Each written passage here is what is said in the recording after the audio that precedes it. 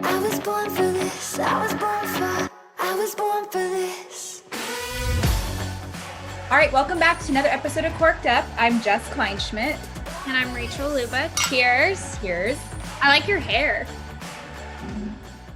Thank you. I had to step up my game. I had tapings today, but I had to look extra good if I'm sharing this with you. So you know how it goes. What's our wine word today, Mama? Our wine word today is tender, which is one of my favorite forms of chicken, which is perfect. This is the non-chicken tender deadline. We've talked about this in the past. We obviously have talked about arbitration. I know you're like ass deep in arbitration, not just, your job, but you have your YouTube show going on with that. Actually, before we get into anything, I'm just going to remind everybody, Mama's a top 30 under 30 for Forbes, ladies and gentlemen. Can we I hope they can put like applause in there. First of all, holy shit, dude. How did you find out that happened? Well, I even found out the nomination, or I found out that I was even nominated because I guess there's in each category, there's like 10,000 nominees, and then they start their rounds of it and they start voting down. And I guess I found out, I got an email and I was confused who even nominated me because they said I had made it like through the first round or something. Mm-hmm. So I was kind of like surprised because I had talked to like the publicist that we have, and the goal was kind of to do it, I guess, to go for it next year when I'm 29. Mm-hmm. So I wasn't even trying to do it this year. And then our publicist told us that, she sent me a text saying that they were going to announce it at 6. I thought she said 6 p.m. Eastern. That sounded right to me. Right. Like 6 Eastern today. I guess she did say 6 a.m. Eastern. Oh. And I was like, who announces stuff that early? That's what I said. I was like, so, because she goes, I was up till 3 a.m. waiting to hear, because she's on the West Coast. And I'm like, why would you even wait up? Like, why wouldn't you just go to sleep and then wake up? But this is the plight of us West Coast people. So apparently it was announced at 3 a.m. While I was sound asleep. Uh-huh. And then I woke up to a bunch of texts from people on the East Coast, one of them being our good friend Britt, mm-hmm. and people congratulating me. Yeah, Britt Drolly sent me and Rach a group text saying like, this is so cool. And I didn't even know either. So I was just like, thanks. What is she talking about? Yeah, I woke up to some text. That was the only way that I had found out. But yeah, it was pretty cool because I've always seen that and been like, that would be so cool to be on Forbes it. is big dick energy, Rach. That's big. Well, diva. I'm trying to say like less big dick energy and big diva energy, but I feel like big dick energy is still cool. Oh, I like big D. Yeah, I have big dick energy now. I do too. I love it. And I'm gonna do kind of a like brush off your shoulder. So you posted that you obviously made the Forbes list on Facebook, and I wrote 3 hearts to comment. And I think, if I'm not mistaken, your mom liked my comment, but I didn't see her liking anybody else's comment. So I'm just saying. My mom? Yeah, just saying. She better have liked my comment. I mean, well, maybe you're her new favorite child. I'm just saying. I'm just going to put that out there. But yeah, no, congratulations. I'm legitimately so proud of you. It's so fucking badass. Like, I'm not even kidding. That's, like I said, Forbes. Fuck yeah, dude. That's amazing.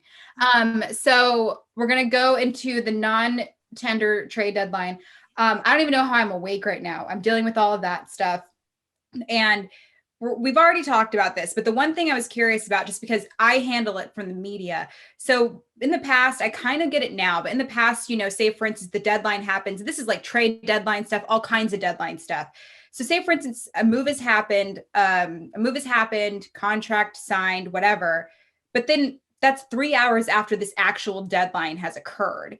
So I'm curious, what has to happen before the deadline, before maybe I would hear about it in order, and then that, because a lot of people are confused, right? So 3 hours after the deadline, these moves are, quote, being made. They're not being made, they're just being announced. Yeah, so up until the deadline, what has to occur in order for it to actually make the deadline official?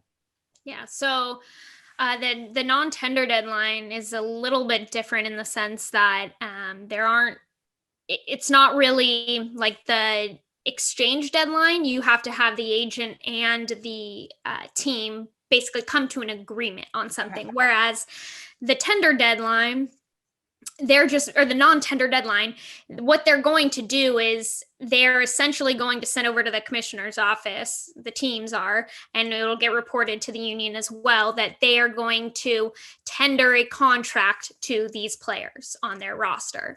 So everyone they decide not to will essentially be non-tendered. And so any they have until 8 p.m. Eastern to do that. Literally 8:01. If you decide, if you don't come to an agreement on a contract after 8:01, then that contract if you come to an agreement anytime before 8:01, 8 o'clock, then it's considered a pre-tender deal. That deal means that, first of all, the reason that an agent and a team would probably do a deal like that is because they're concerned that come 8 p.m., the team will not tender them a contract. And so what they're going to do is they're going to take a slight discount usually on what their arbitration value would be to be assured and guaranteed a contract. So they'll do a pre-tender deal at maybe slightly less of a dollar figure than if they went through arbitration. But so come 8 o'clock, the teams will have a decision whether they're going to tender or not. They will tender everyone that they decide they want to keep a contract at 8 o'clock. And, we'll get, like, us agents would get advised that, okay, the team has tendered a contract. If they don't tender you a contract, you are non-tendered, you are now a free agent. Okay. And so, but this free agent market is very different than a normal free agent market. This is not a, yay, Trevor Bauer's a free agent kind of market. George Springer's a free agent. Like, this is a free agent market you don't want to be a part of usually. And why is that? Because what you're essentially saying is that, and what the team's saying is that the team doesn't think you're worth paying what you would get in the arbitration system. And the reason they don't think you're worth that, because the system, when you're in the system in arbitration, that those contracts can only be cut at a maximum of 20% of your previous salary. So they can't cut your salary any more than 20% of what you got this last previous year. And even 20%, even for them to give you basically the same salary, even if you're going to be injured all next year, they pretty much can't do that. Like, they're going to have to give you somewhat of a raise, essentially. Okay. So the reason basically in system, they'll non-tender you if they don't want to keep you in system and they just want to pay you a lot less, or the team, has enough depth at less of a cost and thinks you're not worth paying that. So hopefully that kind of explains why they would non-tender a player. And then everyone else who gets tendered a contract, nothing is going to happen now until like later the first week after the new year. Like, okay, there'll be no contract. We see contracts happening right now because they're pre-tender contracts. They're contracts where the player and the agent have a good feeling that the team probably won't tender them and they don't want to test the free agent market. So they're going to take a slight discount and just get a deal done before the deadline. Okay. That's interesting. And you mentioned, you don't want to be a part of this free agency. And I think we know from the beginning, we talked about, it's very unprecedented. You'd think I said that word so many fucking times, I'd be better at it. I cannot say that word. Unprecedented, off-season, season, all the things. But I noticed like there's some contracts that are being signed. I'm just going to think about Mike Minor only because I just covered him with the A's. And he had the ability, kind of what Drew Smiley did, to turn a small contract into a bigger, somewhat longer contract. And so kind of opening up to looking like starting pitchers, that market's looking good for them. I'm curious because we talked about it. I don't want to say certain teams, but it's the truth. Teams are saying it's going to be a bloodbath for the free agents, but it looks like it's not as bad as they maybe have said. So were they full of shit, or do we still have to see if it's actually going to be a bloodbath or not? Because it looks like it's pretty promising for a client such as Trevor. Yeah, so okay, so when I said like you don't want to be a part of this free agency, it doesn't mean this. I mean, maybe you don't, but like this specific one, it's basically you don't want to be a part of a like you don't want to be a free agent who gets non-tendered because your market is very different. It Gotcha. means basically your whatever your value would be around in arbitration, it's going to be less than that. So it's not like the traditional free agency that once you get 6 years of service, these are people players that are less than 6 years, that free agency. Got it. So So I think the ones less than 6 years, that's a different free agency than yeah, somebody of Trevor's caliber. right. Being a Got free agent before 6 years of service Cool. is a different type of free agency. Different ball game. Yeah. Love it. So look, but the market's been fine, you know. You have Morton, he's older and he got a pretty good deal, and people don't realize too, he wanted to be around his family. He wasn't really going to play anywhere outside of Florida and Atlanta. Atlanta spring training is right, I think, where his family lives in Florida. So, you know, if you narrow or if you limit your choices of potential suitors to basically 3 teams, you know, your value is going to be limited as well. You know, if he was open to going to a lot of other places, it probably could have been higher. But, you know, but he did fine. But that's look, big energy though, too. I love a guy toward the end of his career, like the Cole Hamels, who can kind of nitpick and pick and choose where they want to go. I love that because that's where they want to retire. It's where they want their kids to be raised. It's more of a lifestyle choice. Yeah. And, you know, over a couple of years, Morton did really well, you know, so I don't think that's where he got to be a little bit more picky, which is cool. Yeah. Yeah, absolutely. I mean, listen, when you are a free agent, when you earn free agency rather than you're forced into free agency, that's the big difference. And when you earn free agency, you can have all the big dick energy you want. I mean, you can choose where you go. It's going to be at a price, but in general, you pretty much can choose.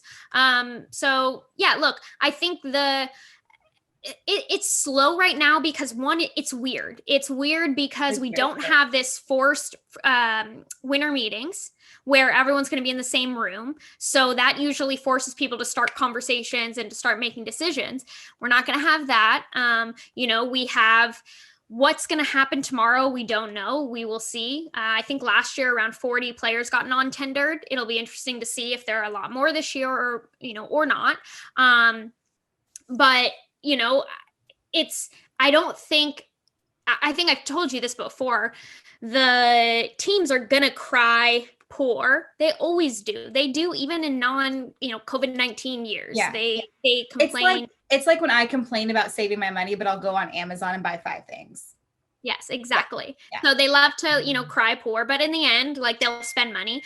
And so look, I think ultimately it's just going to be, they're trying to sweat some players out. I haven't, you know, at least like, you know, Trevor's in a different caliber than all these guys. And so it's just, his market is very different. You know, we haven't really felt a squeeze from the teams saying, you know, we're poor, we can't spend. Help me, I'm poor. Yeah. But, you know, I think the December 2nd, tomorrow, the non-tender deadline is going to be an interesting one. You know, there very well could be a big influx of players that are now on the free agent market.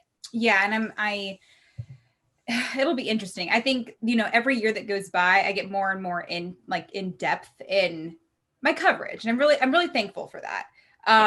But it's just like, it's a lot. So I guess with this off season, it's just, I don't even know how to describe it. It's just something different I've never experienced and none of us have. So with that being said, we're going to move on to a different client of yours. Eric Jagers just got hired an assistant coach for the Reds. Mm-hmm. He is the big league assistant pitching coach for the Reds. He is the youngest assistant pitching coach in MLB history with the oldest team, which is pretty cool. Yeah. And he's your client. And I saw that and I'm interested just because I know you have a softball client in Paige and you have, of course, baseball players. It just I have an agent myself, you know, I work in the media. So I'm curious, how would you handle a Trevor Bauer compared to an Eric Jagers? Because there's still contracts involved. There's still things you have to emulate in their contract. But how do you approach a coaching contract compared to what you're used to with baseball players? It's very different. So Eric Jagers he was my first pitching or my first coaching coach client. And he actually, right when I had signed Bauer, he knew Bauer, he knew me from Driveline. I spent a lot of time up there, watching what they do and getting to know those guys. And Jagers, he's 25 years old, but this kid he's so smart. And he came to me and was like, look, I saw what he saw what DJ did, the, head pitching coach for the Reds. And he saw when he ended up signing with the Reds, he kind of went on the free agent market, and he was the first coach to really do that. He was like, why can't I just, shop my services around and see how does he do that? Because I kind of get what baseball players do, but how does a coach do that? Well, he pretty much just said, like, I want to interview all these, like, and I'm a free agent. He ended up kind of just announcing it. He's like, I'm a free agent and I want to know who wants me. But the thing is that it's so different. It's so old school with how contracts work and how, the front office and the coaching staff organizationally, works and operates compared to players, right? They don't have unions. They don't have any of that. Managers have, they have agents usually, but there's no reason that a lot of these coaches don't have agents as well, or at least a lawyer to look through their contracts. And so what they do, players have uniform player contracts, UPCs. So it's very standard language. The employees have the UEC, the Uniform Employment Contract, very standard. And guess what? Very, very team friendly, not employee friendly at all. And as a lawyer, when you read these, you're like, oh my God, you guys have no rights at all. And I feel like these guys are getting shafted. Yeah. And even as far as, that you heard the Mets kind of brought this up, actually, I think in a press conference or some in the media recently, about how they're kind of disappointed, or I think Steve Cohen was frustrated with how unavailable a lot of the people he wanted to interview for GM positions, how unavailable they were. And he was denied access. So that's the thing for these coaches. When you're with a team, other teams cannot, they have to ask permission basically in order to talk. They have to ask permission with the current coach's team. I did know that because I've heard coaches been like, thank you for the Angels for letting me interview with this guy and that guy or whoever. Okay. So they can be denied access, which is a very weird thing. Like, a lot of contracts have clauses in it where they're, standard kind of non-compete. So you might not be able to compete for for a certain amount of time with another, in another company or work for another company. You and I have talked about non-competes before. Yes. Yeah. So, but this is different, right? They can deny you access. Like, you cannot teams are not allowed to talk to you and offer you a job for more money, etc., unless your current employer gives them permission. And usually they're supposed to give them permission if it's going to be a promotion from your current position with the team. But a lot of times they just won't even tell the coach. So the coach has no idea that people are interested, other teams.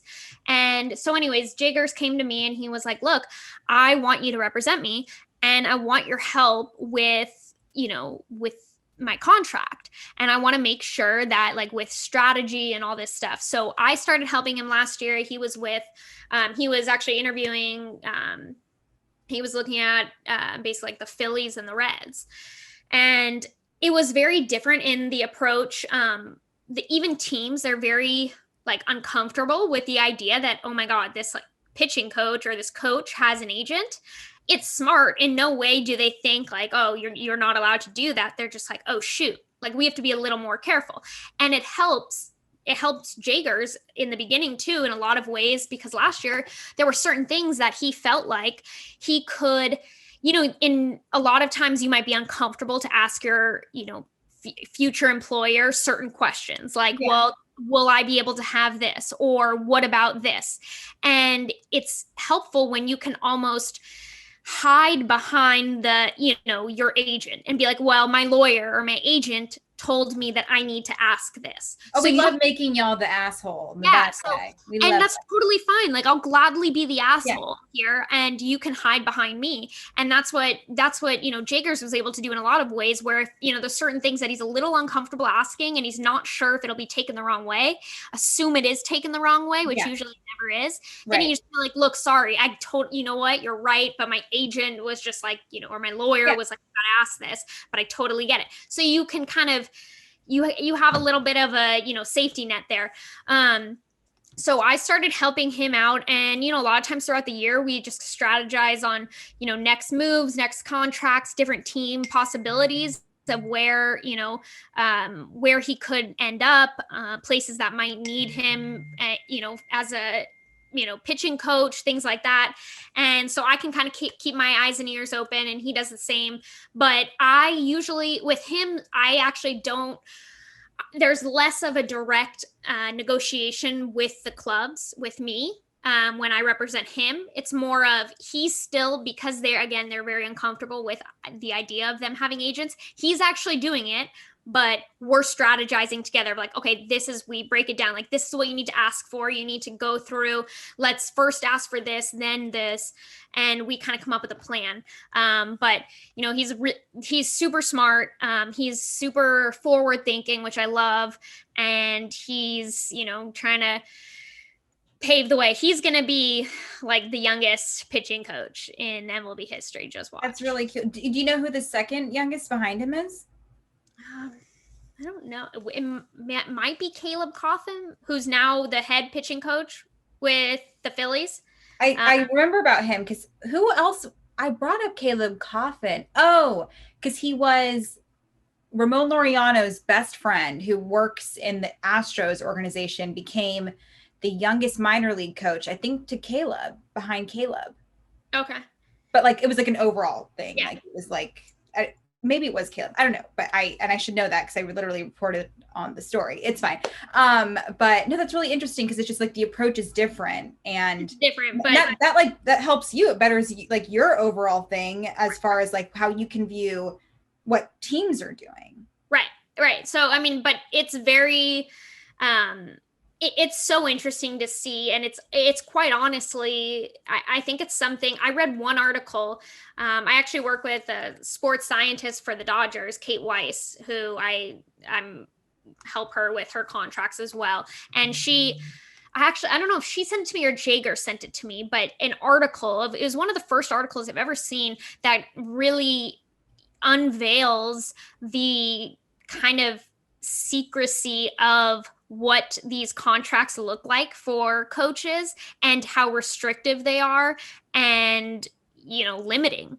And it's something that I think a lot of people would be really appalled with, but MLB will hate me for talking about it, I guess. But we don't want that. That's why I'm here for Jagers, to protect him from something. Yeah, no, and it's great. And it's funny that you mentioned, like, because my agent's always like, just use me as an excuse. Yeah. Just use me as an excuse. It's like that friend who you're like, I don't want to text this guy back. We'll say that, like, I'm bugging you. Yeah. I told you, we were talking about that one time too. Like, people tell me all the time. I mean, Bauer will tell me this. He's like, you need your own agent, Rachel, because like, it's hard to negotiate for yourself. It really is. It's my gosh. Yeah. I like, it's like when I give my friends dating advice, I'm amazing about it. Do I take my own dating advice? Fuck no. But I give them great advice. If anyone is an agent out there that wants to represent an agent, I mean, it's like a therapist needs a therapist too. You need like somebody kind of there for you. So that's interesting. Yeah. If anybody's looking and can be a bigger asshole than Rachel for her clients. Hey, I need to work on being more of an asshole half the time. So. Yeah. See, I don't agree. I think you're a great asshole. And I mean that. Really? I really mean that. That's great, because it's funny. Jacqueline Dahl, she's Patrick Mahomes. She does his marketing. She's a badass. We talk about this all the time of how both of us are we're naturally, like, we're used to being nice to Yeah. people and we don't like being assholes, but in this industry, you absolutely have to be an asshole sometimes. Yeah. And so, like, she was funny. She was telling me, she's like, sometimes I just start rewatching Entourage and I just, especially the scenes with Ari, because I need some motivation to be an asshole. I'm like, that's brilliant. Yeah. No, I agree. And I feel like I'm the same way. Like, I'll go to bat for my friends like it's nothing. Right. When it comes to myself, I'm like, okay, it's fine. It's fine. Yeah. It's so weird. And I'm sure there's there's more science and psychology with that, right? Like, we don't understand our own worth in a way. So it's kind of interesting from that. You signed Yasiel Puig. He is now your client. I'm curious, just because, like, how did that all go down? Yasiel Puig's always been a question mark, an enigma for me. And I say this with love.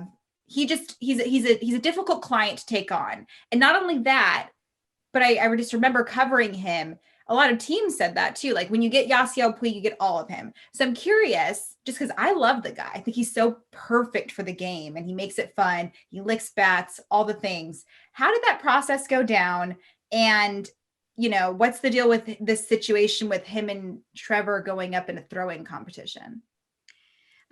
So I'll talk about the throwing competition after, but Yasiel, I love Yasiel. I've always, watched him, and fans, the way they love Yasiel is incredible. I went to school in LA for 7 years, and everybody loved Yasiel.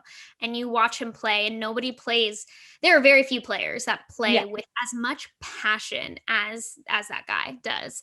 And then I started to hear, more of, the bad stuff with him. And my first thought, and maybe it's because I've been around Bauer for, so many years, was like, whatever people say about a player, when it's negative, I always take it with a grain of salt, because I have heard every bad thing pretty much that people have said about Bauer. Is that the player in you, do you think? Well, you, first of all, like, I'm the first to be like, okay, where'd you hear that from? How do you know it? If you don't Rachel know, does that with me too. If I'm bitching and complaining about somebody, Rachel's like, well, like, okay. And I'm like, okay, touche. Yeah. But that's how, look, if you don't know it firsthand, it's hearsay. Like, you heard it through the rumor mill. And I don't think it's fair to judge anybody unless you know them personally. And because I saw what happened with Bauer, I saw these people had really strong feelings about him. And I'm like, this is incredible. You don't even know him. Like, you've never even been in the same room as this guy. And the feelings you have about him, they're intense. And so, like, that made me frustrated. And I started to realize, like, it was, first of all, it was very likely that it was the same with Puig, because then I started hearing people that knew Puig personally, and the way they talk about him is just like, he is like, Puig will take on an entire team for you after he's been traded, because, like, that's loyalty, and like, you're his team, and like, that's the kind of teammate you want. Like, people who know Puig love Puig. And I started to realize quickly, like, he reminded me of Trevor in a lot of ways, just because I think he's really misunderstood. Mm-hmm. And to me, it's almost like it's not a project, but it's like, I think there's something, I don't know if it's this maternal kind of instinct in me that I have, but my ability, the way to see someone for, because I saw it with Bauer too. I saw, even his. Well, and I feel like it's a black sheep mentality too. Like, you kind of go against the grain and against, like, I get that. Yeah. But I saw it with Bauer, like, with his previous agency. And sometimes, like, and I know it, like, frustrated Trevor, when he felt like it was like the team or people were saying things about him, and he never felt like he had an advocate, like somebody who, was his advocate and was on his side. It was more of like, people always seem to be an apologist for him. And like, that is, I don't like. What do you mean by that?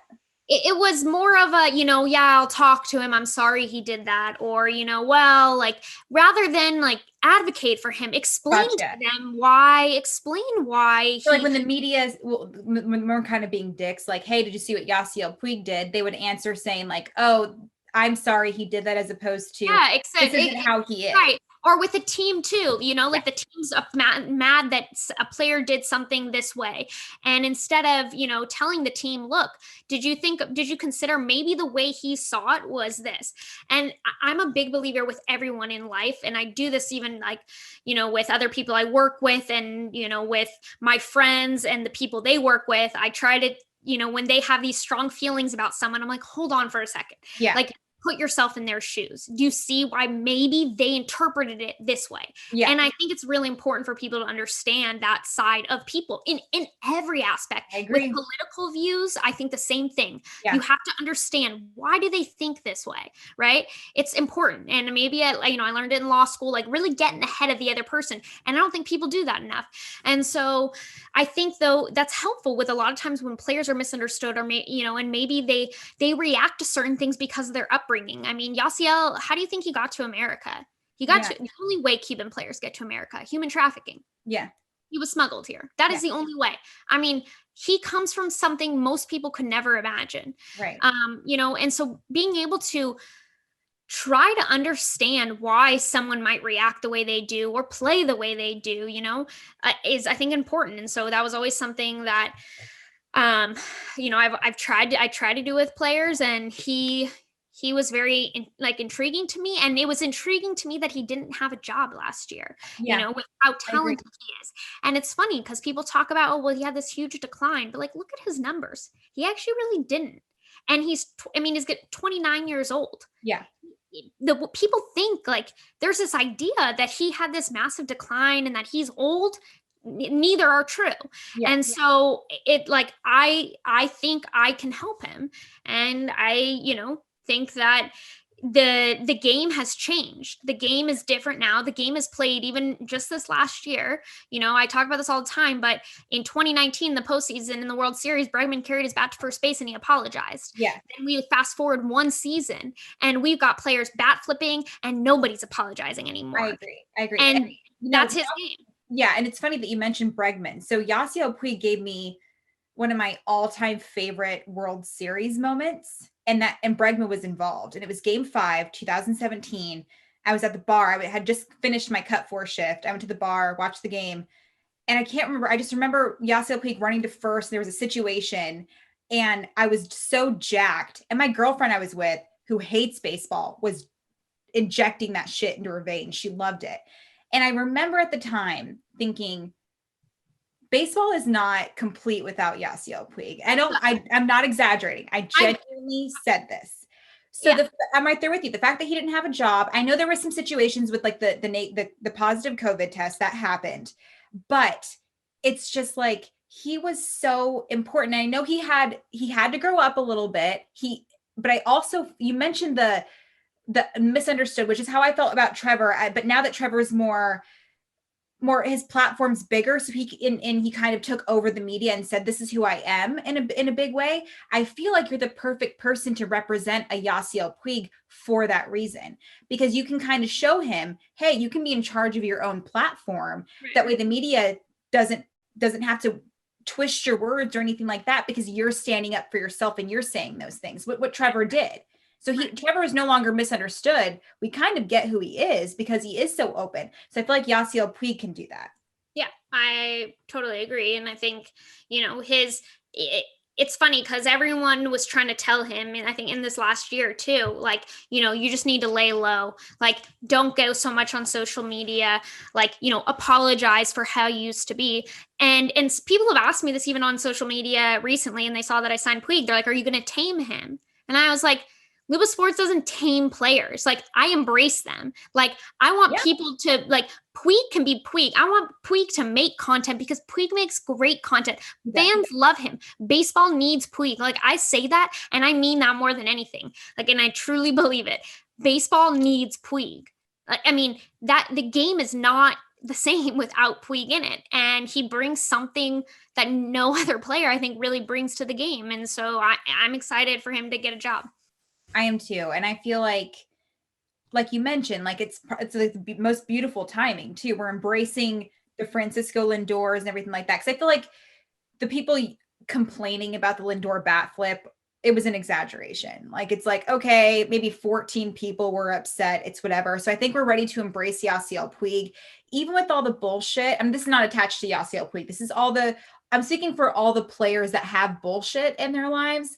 I like that you kind of mentioned that, right? Because I feel, and correct me if I'm wrong, you would not represent a player who was a shitty person, right? No.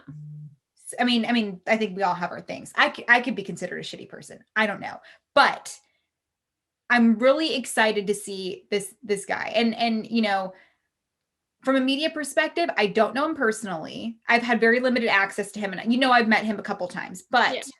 I genuinely think it's time for us to say, okay, let's bring Yasiel back. And it's the perfect timing. And you have someone like Trevor who can vouch for him. And I got to be honest, I don't remember a player ever saying, like, really sticking up for him. I really don't, which kind of sucks. Yeah. But I don't think it was anti-Yasiel. I think it was just like the player not wanting to comment because the media would. But if you talk to players that know him, like, they love him, and a lot of players love him, you know, but that's normal. I mean, Trevor sticks his neck out all the time and does things, and he turns around and no one's there. But believe me, there's a million texts that he gets of like, hey man, I support what you're doing, but you don't see those. Like, he does, but no one else does, and everyone thinks, oh, this dude's on an island. Like, that's just the reality of like doing something that's still not completely accepted. Is people are very quiet and very careful about, you know, having like standing behind you until it becomes more accepted. And so that's the reality of it. But I think this is his environment. This is what he will thrive in. And I think baseball they're going to be excited to see him back. Welcome back, Yasiel Puig. I'm fucking stoked. I'm excited. We're going to kill it. All right. Well, that's all we have for Cork'd Up. This is a fun episode, and you look good in leopard, mama. Killing it. Thanks. Cheers to you. And I love you so much. And I'm so proud of you. I love you too.